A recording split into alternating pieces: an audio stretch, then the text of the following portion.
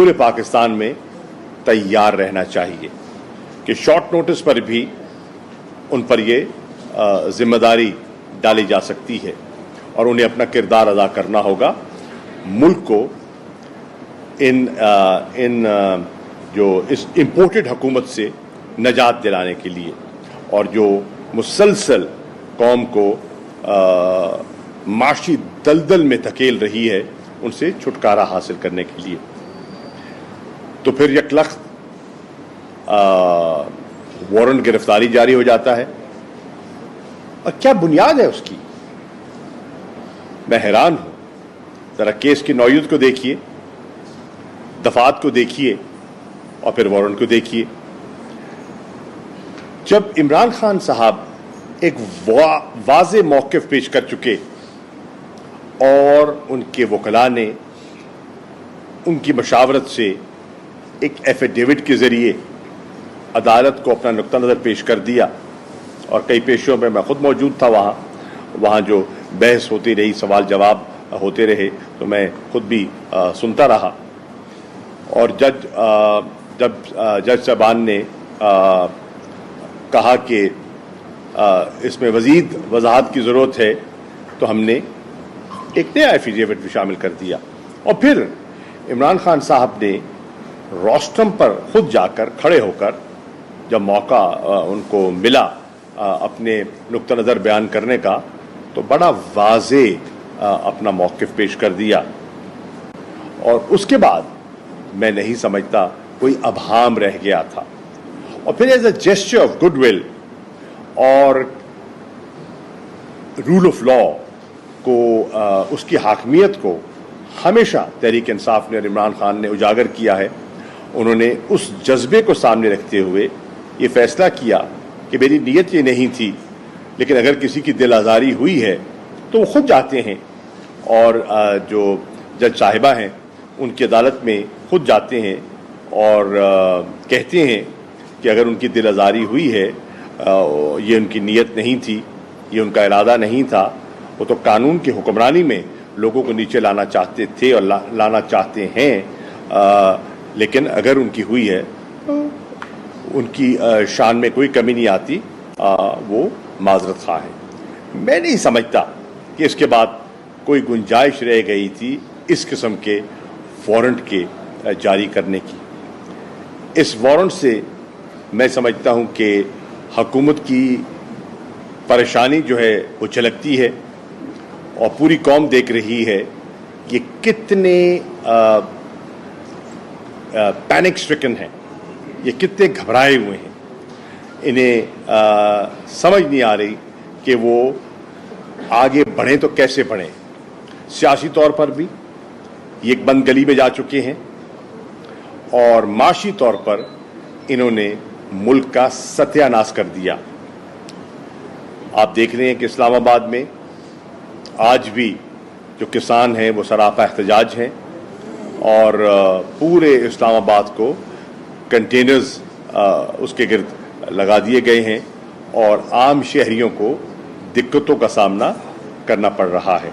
इसी तरह आप देख रहे हैं कि जितना इन्वेस्टर कॉन्फिडेंस है वो गायब हो चुका है।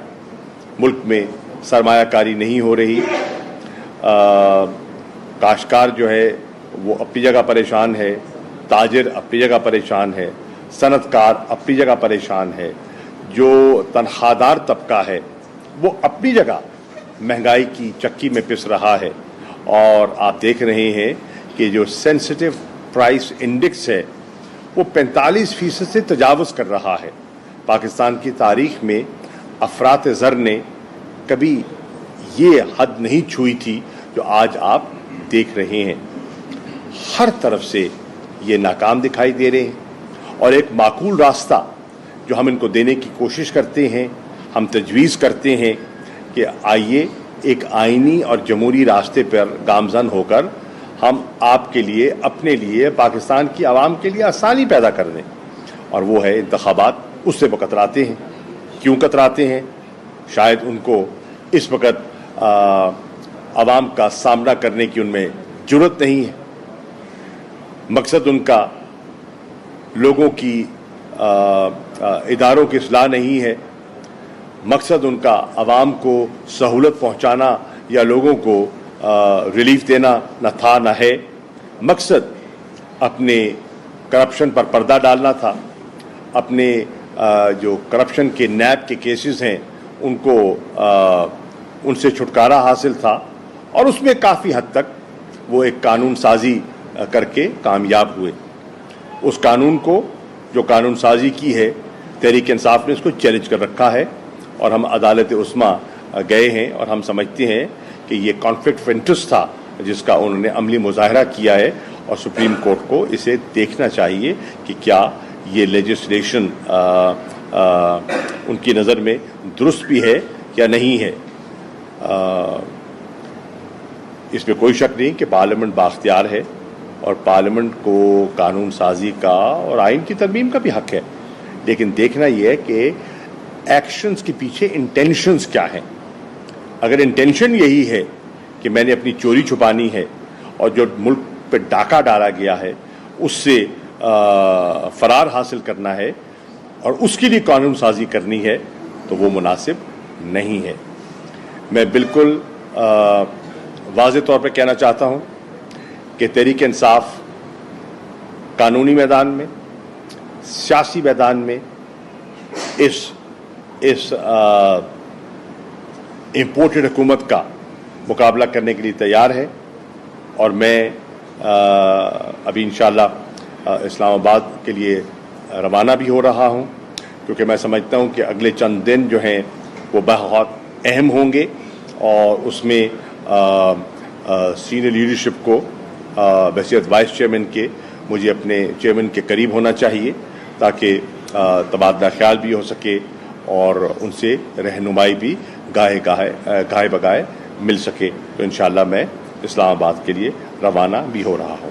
شکریہ۔ آپ نے کہا کہ حکومت وزیر اعظم ہاسپٹل سائبر گم ہو گیا، رات خان صاحب نے انٹرویو میں کہا کہ ان سے پوچھا گیا کاپی کے حوالے سے، تو انہوں نے کہا کہ پتہ نہیں کاپی کہاں ہے، کاپی بھی غائب ہوگی، تو کاپی بھی نہیں ہے، اوریجنل بھی نہیں ہے، تو پھر یہ معاملہ کیسے چلے گا؟ دیکھیے، معاملہ بالکل چلے گا، کیونکہ وہ سائفر دفتر خارجہ کے ریکارڈ میں یقیناً ہوگا۔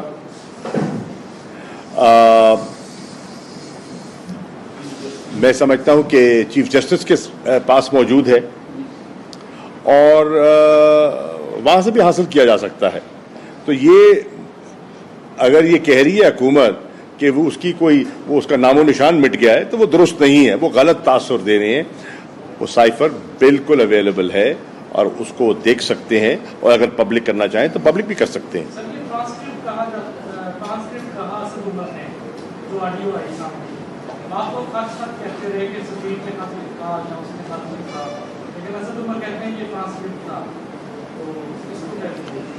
جان، وہ آپ اگر اس کو وہ گفتگو سنیں تو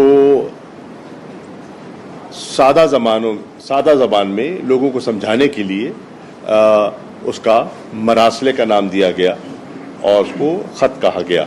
بات وہی ہے، اس کا متن وہی ہے، اس میں جو کہا گیا اور اس کے پیچھے جو ارادہ وہی تھا، چاہے اس کو ٹرانسکرپٹ کہیں، مراسلہ کہیں یا خط کہیں۔ اچھا سر، یہ بتائیں کہ الیکشن میں جو آپ مطالبہ کر رہے ہیں، کیا الیکشن کرانے کے لیے آپ لانگ مارچ میں جا کے وہاں بیٹھیں گے، تو پھر یہ مطالبہ کون تسلیم کرے گا؟ آپ کا حکومت کرے گی یا آپ اسٹیبلشمنٹ سے توقعات رکھ کے بیٹھے ہوئے؟ دیکھیے، سوال یہ ہے، ہم الیکشن کا مطالبہ کیوں کر رہے ہیں؟ ہم الیکشن کا مطالبہ اس لیے کر رہے ہیں کہ ہم نے ان 5 مہینوں میں دیکھ لیا ہے کہ گورنمنٹ آف دا ڈے کے پاس کوئی اسٹریٹجی نہیں ہے ملک کو اس مشکل سے نکالنے کی۔ ان کے پاس کوئی اکنامک پلان نہیں ہے، ان کے پاس کوئی پولیٹیکل پلان نہیں ہے۔ انہوں نے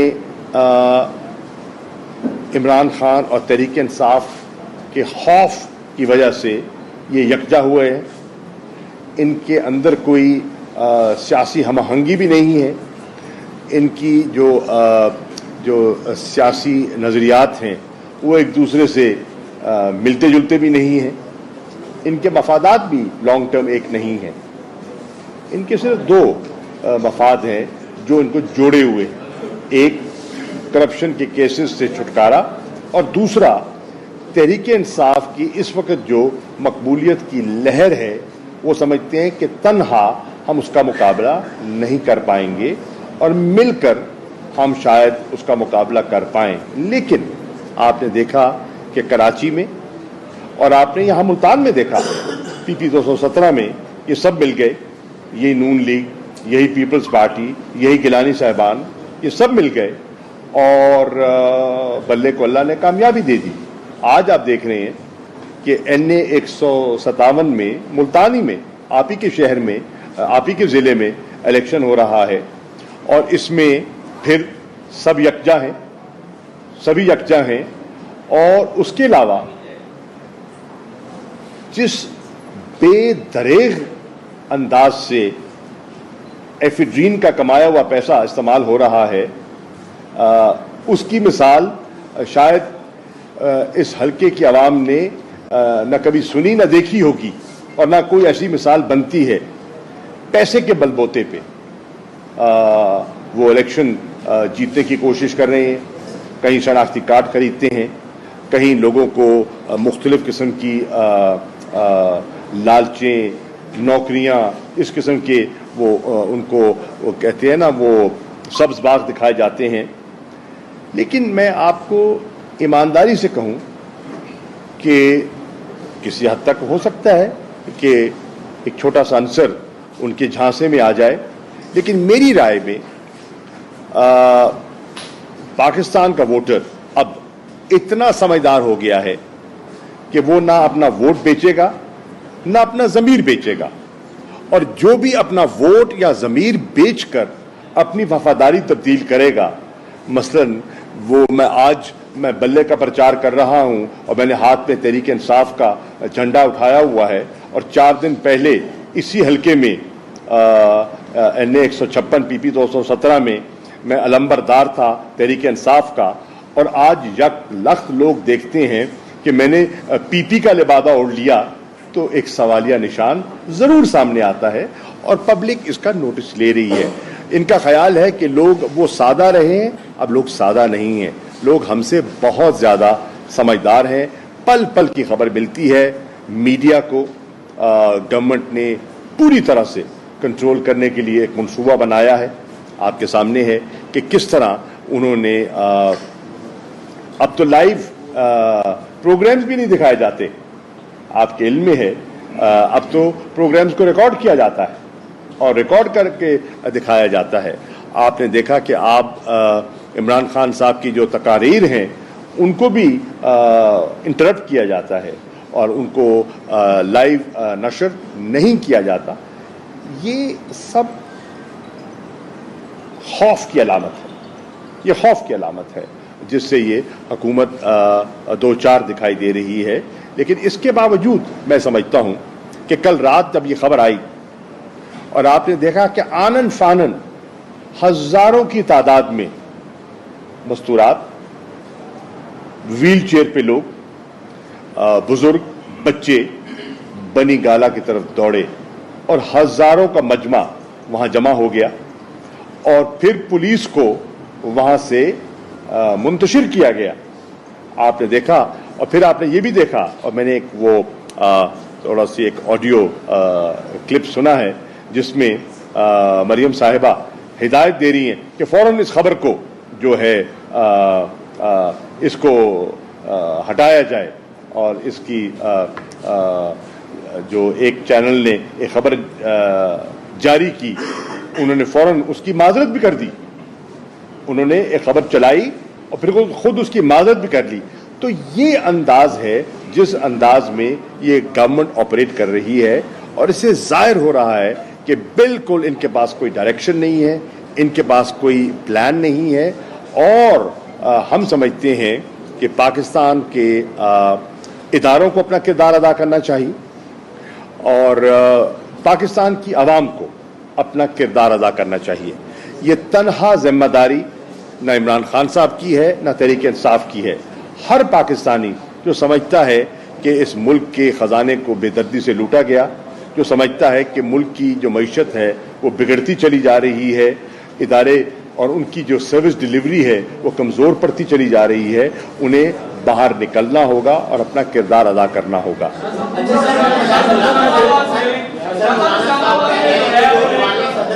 ایک ملاقات ہوئی تھی وہ ناکام ہوئی ہے، جس کی وجہ سے جو ہے تحریک انصاف اور بھٹلاٹ کا شکار عمران خان نے جو ہے لانگ مارچ کی جو ہے وہ دھمکیاں دے رہے ہیں عوام کو، جو ہے وہ کہہ رہے ہیں کہ سڑکوں پر آئیں۔ ایوان صدر میں جو ملاقات ہوئی وہ ناکام ہوئی، آپ کیا سمجھتے ہیں وہ کامیاب ہوئی، ناکام ہوئی، یا کیا کہیں گے؟ کل عمران خان نے بھی کہا کہ سچ میں بول نہیں سکتا، جھوٹ میں بولنا نہیں چاہتا، اس ملاقات میں ایسا کیا ہوا؟ مجھے تو معلوم نہیں ہے، میں تو اس کا حصے دار تھا نہیں، نہ میں ملاقات میں تھا نہ مجھے، تو میں تو عرض کر رہا ہوں نا میں ملاقات میں نہیں تھا، تو میں ایک ملاقات میں تھا ہی نہیں، تو اس کے بارے میں میں کیا رائے دے سکتا ہوں؟ میرے علم ہی نہیں ہے ایک چیز، تو میرے پاس علم نجوم تو ہے نہیں۔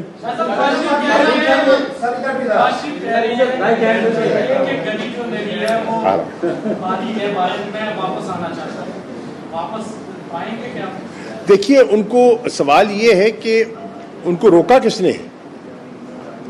وہ کہہ رہے ہیں کہ میں واپس آنا چاہتا ہوں، تو ہم تو کہتے ہیں کہ آپ کو تو واپس آ جانا چاہیے تھا۔ جب آپ نے یہ کہا کہ میں جا رہا ہوں اپنے علاج کے لیے اور جیسے میرا علاج مکمل ہوا میں واپس آ جاؤں گا، اور الحمدللہ آپ نے دیکھا کہ علاج خاصا طویل بھی ہو گیا اور علاج کے ساتھ ساتھ سیاست بھی ہوتی رہی اور تیمارداری بھی چلتی رہی۔ اب سوال یہ ہے کہ کس کو نے روکا تھا؟ ایفیڈیوٹ دے کر، تو بھائی صاحب کا ایفیڈیوٹ بھی تو موجود ہے نا، وہ 50 روپے کا ایفیڈیوٹ بھی تو عدالتوں میں جمع کرایا گیا نا۔ جب عدالت دیکھ رہی ہے کہ ایفیڈیوٹ دے گا ایک صاحب کہ ان کی جان کو خطرہ لاحق ہے، اس لیے ان حالات میں ایمرجنسی بنیادوں پر ان کو باہر جانا پڑ رہا ہے، تو اس پر ایک رحم دلی کا سما بنتا ہے اور لوگ کہتے ہیں چلے جائیں۔ لیکن لوگوں نے دیکھا، عدالتوں نے دیکھا کہ جیسے وہ لندن کی آب و ہوا لگی تو بالکل صحت بحال ہو گئی، اور صحت تو بہت عرصے سے بحال ہے، تو واپس کیوں نہیں آئے؟ سوال ہے کہ کس چیز کا انتظار تھا؟ کسی ڈیل کا انتظار تھا، NRO2 کا انتظار تھا، اور اب NRO2 کے خد و خال سامنے آ گئے تو واپسی بھی یاد آ گئی۔ تو قوم اب بہت آگے جا چکی ہے، لوگ نہیں دیکھ رہے کہ کیا ہو رہا ہے، کہ سپریم کورٹ کے بینچ نے ایک فیصلہ کیا اور کس طرح ایک مجرم جو اتنا عرصہ فرار رہا وہ آتے ہیں اور جاتے بھی پرائم منسٹر کے جہاز پر ہیں، آتے بھی پرائم منسٹر کے جہاز پر ہیں، اور آ کے وزارت خزانہ کا قلمدان سنبھال لیتے ہیں۔ تو کیا لوگ آپ کا خیال ہے ان سب چیزوں سے بے خبر ہیں؟ لوگ نہیں دیکھ رہے کہ کس طرح لوگوں کو ان کی کنوکشن جو ہے وہ ختم کر دی گئی، باعزت بری ہو رہے ہیں لوگ، کس طرح بری ہو رہے ہیں اور کس طرح ان کی جو سزائیں معاف ہو رہی ہیں، یہ آپ کے سامنے ہے۔ تو یہ سارا جو ایک ناٹک رچایا گیا، یہ آپ دیکھیں نا کڑی سے کڑی ملتی جا رہی ہے، اور اگر آپ اس کا آغاز مراسلے سے کریں تو اس کا اختتام NRO2 پہ ہوتا ہے، اور NRO2 سے واپسی جڑی ہوئی ہے۔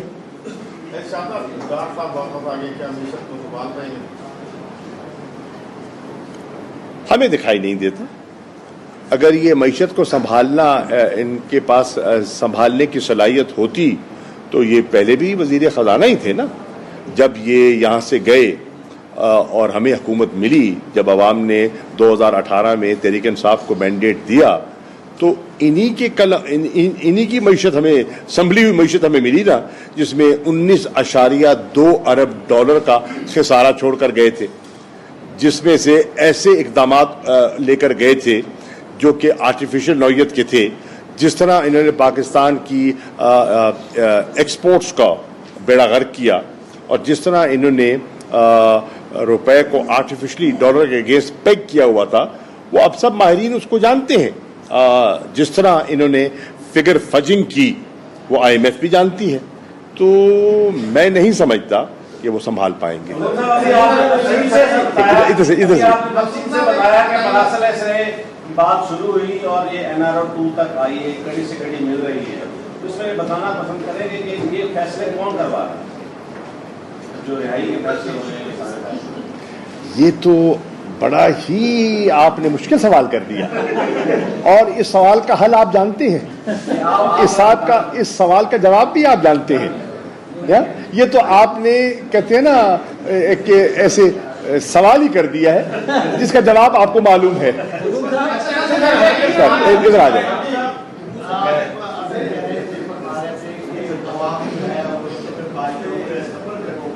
लेकिन हम देख रहे हैं कि ये आज हम देख रहे हैं वो 90 की जिस तरह की इंतकामी कार्रवाई हो रही है, आवाम तो सफर करती है, हमारे रहनुमा सफर नहीं कर। नहीं, मुझे आपका सवाल समझ नहीं आया। आज जो केसेस हो रहे हैं, जिस तरह FIR करते हैं, जिस तरह 25 मई को हुआ, जिस तरह संकट हुआ, यही सेम सूरत हाल 90 में जिस तरह पीपल्स पार्टी क्या आप कहते हैं आवाम बादशाह हो गया, आवाम सफर करती, तो फिर रहनुमा क्यों सफर नहीं करते? रहनुमा क्यों नहीं? रहनुमा तो उन्हें तो अपने माजी को सामने रखते हुए यकीनन सीखना चाहिए था, लेकिन लगता है कि उन्होंने उनके मफादात उन पर इतने गालिब आ चुके हैं, मेरी नज़र में इतने गालिब आ चुके हैं कि वो चीज़ को समझते हुए नहीं समझ पा रहे, क्योंकि इंटरेस्ट ऐसे है ना, वो इंटरेस्ट उन पर हावी हो चुके हैं। अच्छा, बताइएगा कि आप क्या समझते हैं कि जो ऑडियोज आ रही हैं इसके वक्त के मुनासबत से ये कैसे हैं, और अगर ये ओरिजिनल है तो क्या इंटरनेशनल लॉबी भी इसके पीछे हो सकती है, क्योंकि वज़ीर आज़म हाउस से भी आई हैं और आपके इक़्तिदार में होते हुए जो है ये सारा कुछ उस टाइम भी हुआ है सामने है, उस टाइम कौन था? सवाल ये है कि ये तो फिर इसको अगर वो आई हैं और मौजूदा वज़ीर आज़म की भी आई हैं, तो उसको इन्वेस्टिगेशन का इख्तियार किसके पास है? कौन ऑर्डर कर सकता है? इस वक्त ऑर्डर कौन कर सकता है? एक सेकंड, इस वक्त शहबाज शरीफ साहब ऑर्डर कर सकते हैं इन्वेस्टिगेशन, तो कर ले। आप क्या समझते हैं कि सर ऑडियो के साथ वीडियो भी सुनाई आ रही है सर? ये बता दें कि बाकी हुकूमत आपके ऊपर से कर रही है, लेकिन पंजाब में आपकी हुकूमत है, वो देखिए जो रास्ता वही नहीं। देखिए, उनकी इंतकामी सोच है, और उस इंतकामी सोच को सामने रखते हुए वो कार्रवाई करना चाह रहे हैं। शौक से करें, हम अपना दिफा करेंगे, सियासी अंदाज में अपना दिफा करेंगे इंशाअल्लाह, और अल्लाह करेगा, अल्लाह हमें सुरखरू करेगा। साहब, आप समझते हैं कि जो जितने गंभीर हालात हो चुके हैं, अगर PTI पार्लियामेंट में मौजूद होती तो इन सारी चीज़ों की आवाज़ पार्लियामेंट में उठती और पार्लियामेंट के लोगों को मनमानी ना करनी पड़ती, तो क्या PTI इस बात पर गौर कर रही है कि हमें असेंबली में वापस आना चाहिए? इस पर बहुत बहस भी हुई, और इसमें 2 पॉइंट ऑफ व्यूज़ भी थे कि पार्लियामेंट के अंदर रहकर क्या मौसर किरदार अदा किया जा सकता है, और उसके फ़वाइद क्या होंगे, और पार्लियामेंट के बैठने के नुकसानात क्या होंगे। और एक डिबेट के बाद फिर एक फ़ैसला किया गया कि अगर पार्लियामेंट में बैठते हैं तो फिर ये जो इलिजिटिमेट इक़दामात हैं उनको आप इंडोर्स करेंगे, चुनाचे हम उनको लिजिटिमेसी नहीं देना चाहते। इसको सामने रखते हुए पार्लियामेंट से बाहर बैठने का या बाहर निकलने का फैसला किया गया। इसी हवाले से गिलानी साहब ने आपको पिन पॉइंट करते हुए ये बात की कि वो कहते हैं कि मैं मखदूम साहब से पूछना चाहता हूँ कि जब आप पार्लियामेंट में बैठना ही नहीं है तो फिर आप इलेक्शन किस लिए लड़ रहे हैं? आपको बेनकाब करने, आपके मंसूबों को बेनकाब करने, गिलानी साहब आपका चेहरा लोगों को दिखाने, आपका चेहरा लोगों को दिखाने कि आप हकीकत क्या है, ठीक है ना जी। और वो आवाम के सामने आप जाते हैं, एक पार्टी का नुक्ता नज़र पेश करते हैं ना।